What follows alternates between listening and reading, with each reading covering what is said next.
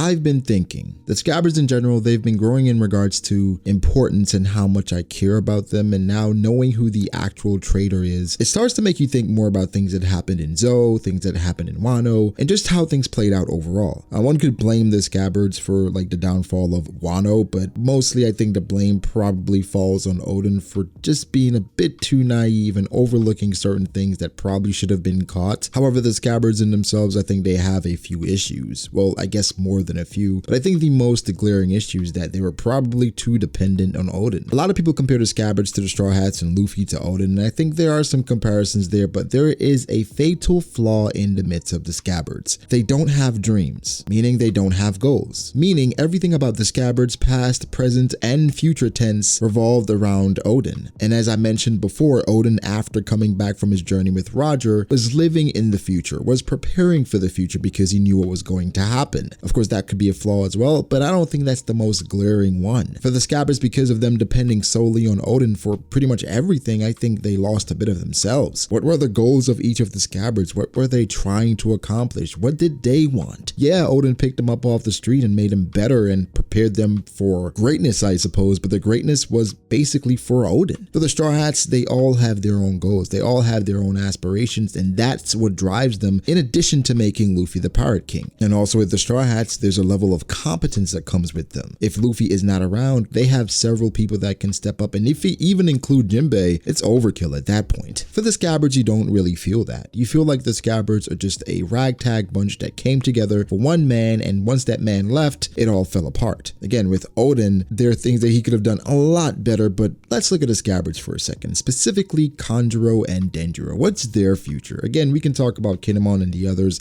at some point in time, because I think they also, including the others, have a very important role to play in Wano, like the Minks fighting Jack, and Kinemon probably getting revenge on Kaido and his underlings in some way because we're not sure what happened to Suru. They're not going to be completely useless. But I think the two scabbards that really hold my attention are Kanjuro and Denjiro. Why? Well, outside of the two, I think the other stories are not yet complete. We just don't know enough. Of course, we have the Minks and know what they went through to protect Raizo, and that was an amazing moment. However, it feels like their time has passed. They had their moment in Zou. Now who's next? Kinemon, there's still some more left. Kawamatsu, there's still some things there to be filled in. Raizo, we're still not sure why Jack and everyone was going after him. Okikyu's a man. So then we're left with Kanjuro and Denjiro. Now, these two have an interesting relationship. They're both scabbards, but one was viewed as a real scabbard and one wasn't when they were actually working against each other. Yeah, I know that's a lot, but hear me out. Kanjuro, an actual scabbard, was working with the scabbards, but then was actually betraying them by feeding information to Orochi. Denjiro, who's an actual scabbard, was working against the scabbards, trying to pry information from Orochi and use it to help the actual scabbards in real time. One was viewed as an enemy, one was viewed as a friend, when they were actually the opposite. Denjiro was the friend and Kanjuro was the enemy. But what's their role for the future? What purpose do they currently serve now and then to come? One of my video titles said that Kanjuro is the MVP of Wano, and with that I was being a bit facetious because of course obviously he's not the MVP, he's a traitor and someone that betrayed the scabbards and led to Oden's death. So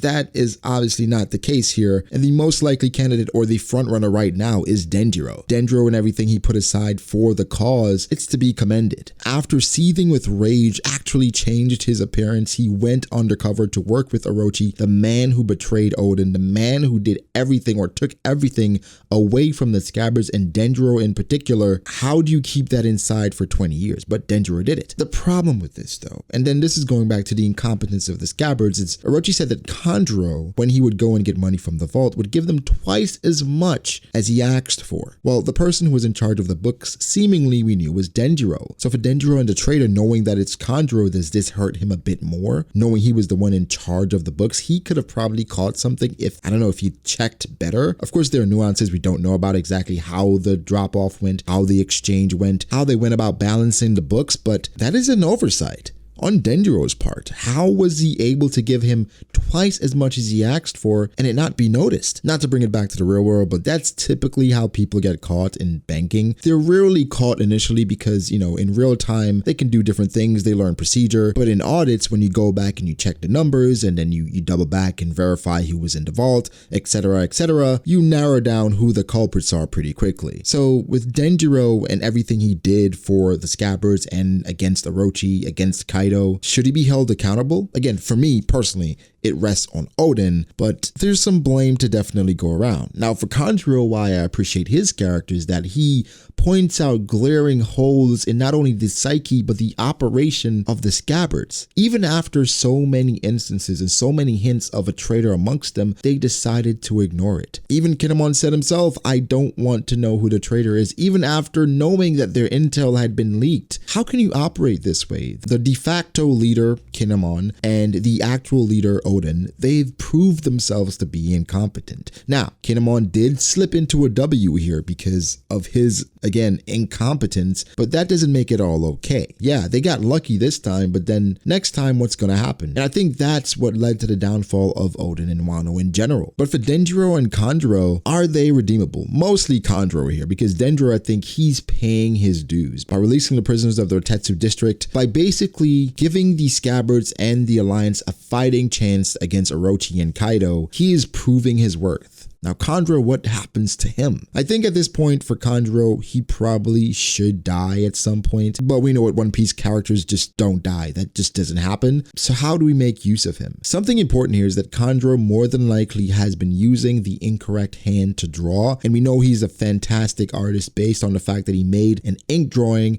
of himself that people could not even recognize the difference between him and the ink drawing. So I think Kanjuro could be a major piece for Orochi and Kaido. Something also to keep in mind, I don't think we've actually ever seen Kanjuro's true face. Personally, I think he's wearing a wig and he's covered in so much makeup. Do we actually know what Kanjuro looks like? Could Kanjuro make an appearance later in the arc and then we don't even know it's him, and then all of a sudden we see him using his devil fruit, and that would be an amazing surprise? Could that actually happen? But based on everything, I think the person that should actually take him out is Denjiro. He, in more ways than one, forced Denjiro into a corner, and the scabbards, of course, by again taking money out of the vault and giving it to Orochi, but also by being the traitor. The main reason why Denjiro couldn't reveal himself to the scabbards was because he didn't know who the traitor was. He was trying to play it by ear and bide his time because someone was leaking information. Earlier in the arc, we always felt like Kiyoshiro would be a great opponent for Zoro or anyone else, just mainly because of how competent he showed himself. I think here we could switch out Kiyoshiro for Kanjuro because once he uses his true form or his true powers, I think he could be really broken. I actually expect him to be an exceptional artist, so when he finally shows that, we could be very surprised. Now personally, I think Denjiro could take out Kanjuro right here, right now, while the Alliance is gathering, but I think it'd be much more interesting if he gets away with Momonosuke, and then they have to rescue him and have dialogue about exactly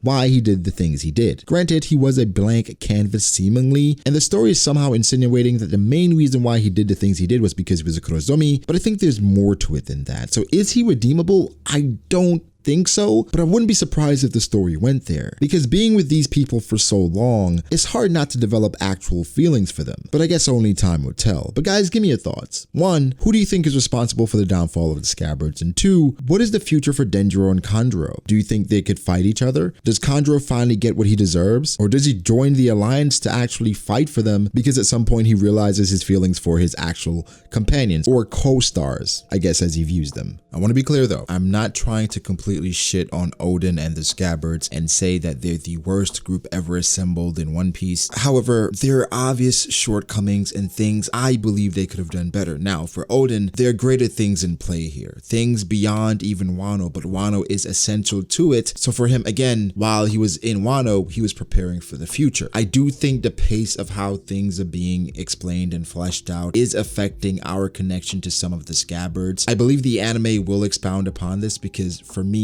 learning more about the scabbards and their interactions with Oden and some of the day-to-day things, I mean, that's how we came to love the Straw Hats, just knowing some of those slow moments when they're not doing anything, when they're fishing, when they're playing with each other, who had the best relationship in the crew. We don't know that stuff about the scabbards. One could insinuate Kanjuro and Kinemon, they developed a relationship, but you know, it's hard to really say who are the closest on the scabbards. For the Straw Hats, we know the best friends with Usopp, Luffy. We know how swimmingly Zoro and Sanji get along, but that's the thing. We have information and context in regards to the relationships amongst the crew. And personally, I believe that's what's missing for us in regards to the scabbards. But yeah, guys, give me your thoughts. This was something that was on my mind because these scabbards, again, I feel like they're fairly interesting. Kiyoshiro and Kanjuro, the two most interesting ones, followed by Ashura Doji, but his storyline was cut a bit short. But regardless, I'm definitely starting to care about about them a lot more. But again, guys, give me your thoughts. Make sure to like the video if you did. Subscribe to the channel for more content like this. Follow me on Twitter at BragoDAce. Follow me on Instagram at BragoD.Ace. Check me out on Twitch as well. We stream almost every night talking about One Piece, etc. And we have genuinely a good time. So check us out. Links are in the description box down below. Thank you guys so much for your support, my patrons. I appreciate it so much. Again, like and subscribe.